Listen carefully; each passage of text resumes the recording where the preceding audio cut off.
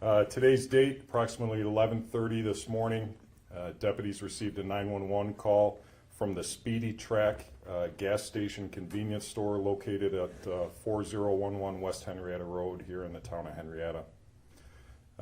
Dispatchers were alerted that there was a customer trouble between someone that entered the store and the owner and other employees of the store. That customer trouble soon escalated into a physical altercation. The store owner was attempting to remove the person from the store and asked for help from some of the other employees. That customer or individual became combative with the store owner and started a physical altercation. During that altercation, it became quite physical. The individual was being held down on the floor by the store owner, who was waiting for deputies to arrive. During that time, the individual produced a revolver from on their person, pulled that revolver out, and made an attempt to fire some rounds. They were able to fire off 2 rounds towards the cash register area of the store. Unfortunately, one of those rounds struck a 9-year-old boy in the chest. That 9-year-old boy was shopping with his father in the convenience store. They were waiting to check out while this altercation was taking place. And unfortunately, that round went through some merchandise and, as I stated, struck the boy in the upper chest area on the right-hand side. Thankfully, that 9-year-old boy was taken to Strong Memorial Hospital, where doctors quickly assessed and treated him and have determined that he is going to make a full recovery. So we're very thankful about that.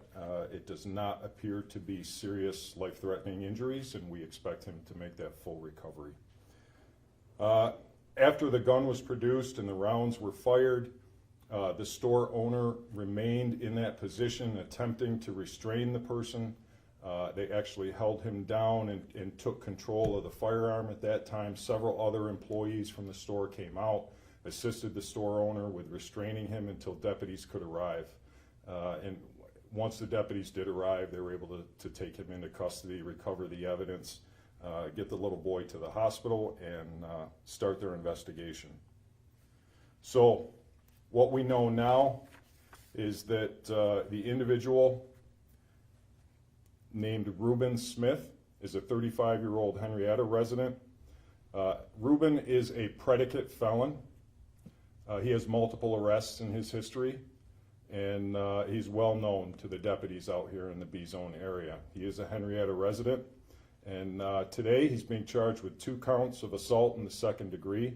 Those are D felonies. 2 counts of criminal possession of a weapon in the 2nd degree. Those are C felonies. And it's very highly likely that more charges are going to come through the grand jury process. So later on today, he'll be taken downtown, he'll be processed, and he will await arraignment in Cap Court downtown.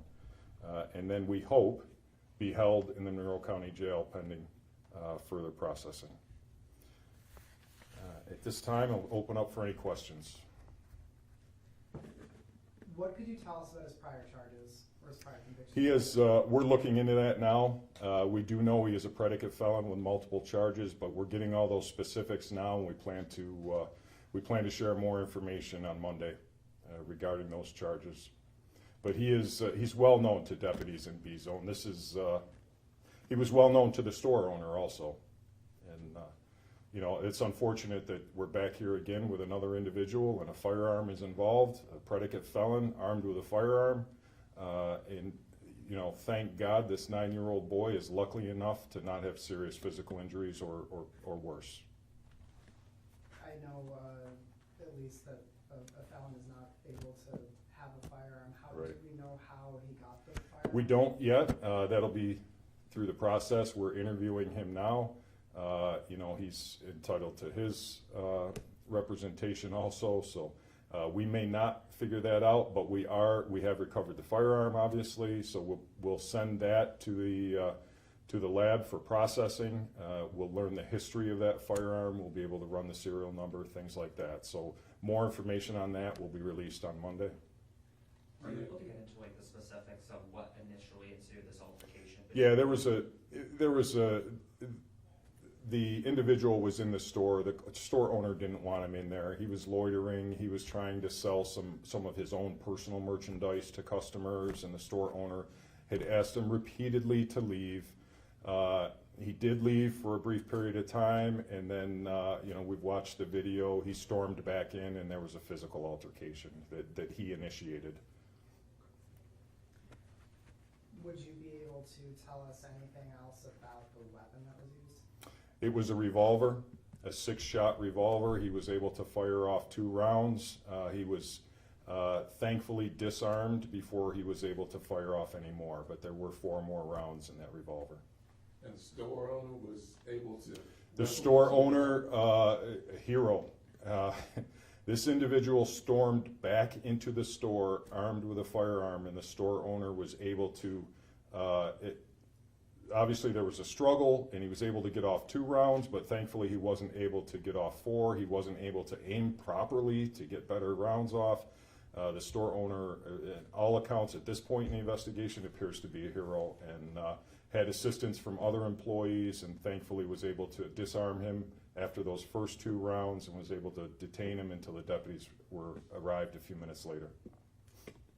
In relation to, you said the rounds were fired towards a cash register. Where exactly was the? Yeah, so the struggle was taking place down the aisle towards the beverage coolers, and there was a struggle on the ground. They were attempting to hold him face down on the ground, and he was able to produce a revolver. He wasn't able to aim it very well, at least at the people that were detaining him, but unfortunately his aim was straight towards the little boy that was at the register. Besides that little boy and his father, how many other people were in the There were quite a few running in and out. At times they were afraid, they ran out, and then things calmed down, so they came back in, and then it escalated again. So there was a lot of back and forth. But there were several people in the store at the time. Besides the boy's injuries, are there any quantifiable damages to the store? There's some damages, yes. There's property damage to the store. As I stated, there was quite a struggle going on. So there was some damage to merchandise, damage to the store, yes. The gentleman who was able to restrain him, was he hurt at all? No, at this point, we don't believe there's any injuries. Yeah. Is the store still open at this point? I believe it's still closed, but it likely will open very shortly. Chief, as a parent, you don't expect to go to a convenience Yeah. store. Yeah. This is a nightmare. So I watched the video. I watched the store security video, and it's very alarming. Very alarming. Customers waiting at the register to check out. You can see the grown man with his 9-year-old boy with him. They're trying to get a beverage and a snack, and they're waiting in line just like all of us would be at any time we're in a store. And all of a sudden, a violent struggle breaks out in the back of the store, and it just gets out of hand. And you can see the father try to protect his son and try to move and position himself in between them, and it just wasn't able to stop that and get out of the store in time. The boy and his father, are they also from here in Henrietta? Yes, they are. They're from the local area, yes. How's the father doing at this point? Yeah, pretty shook up, as you can imagine, but very thankful. This is, we fully expected, when we got this call and started coming in, we fully expected this to be a much worse outcome. But thankfully, just sheer luck and the intervention of the hospital, it looks like the boy's gonna make a full recovery, so. How are the deputies doing who responded to it? Pretty good, considering, right, because they've seen worse, but you're not gonna forget this, right? How close a 9-year-old boy comes to losing his life in just a senseless act of violence from a predicate felon carrying a weapon, right? You can't explain it. If there are no more questions, thank you. Yeah, thank you. We won't have anything more until Monday. Lab work, court answers, things like that won't come in until Monday. So we'll reach out on Monday with updates.